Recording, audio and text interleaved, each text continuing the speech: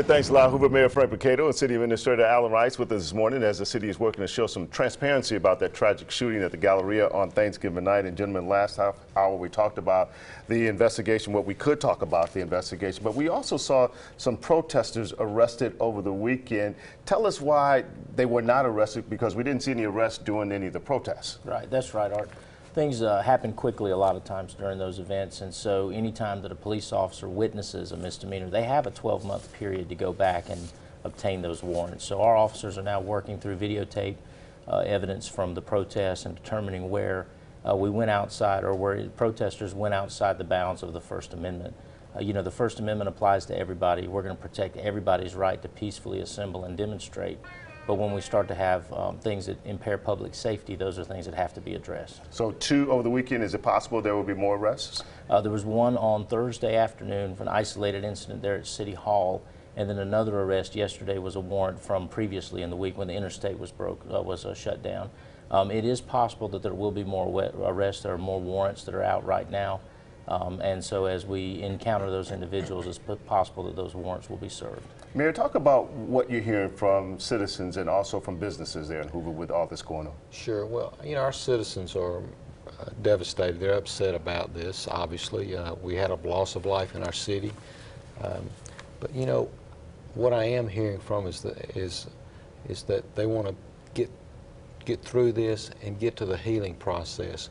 They want us to have dialogue, and those are the things that we're talking about now. We've already been very much involved with our faith leaders.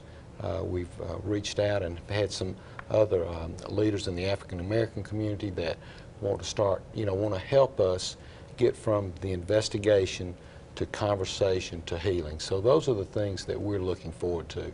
We all want to get to the truth at the end of the day. There are a lot of families affected by this, a lot of businesses affected by this. So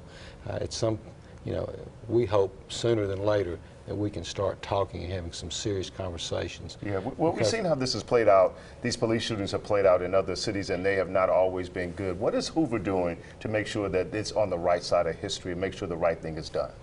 Well, the primary thing, Art, is how we're dealing with the protests that are occurring. You know, it's not our goal to make a lot of arrests. We know that people need to have their voice heard, and we're trying to balance the different viewpoints that are in our community. Hoover is an incredibly diverse community, more diverse than the United States is actually.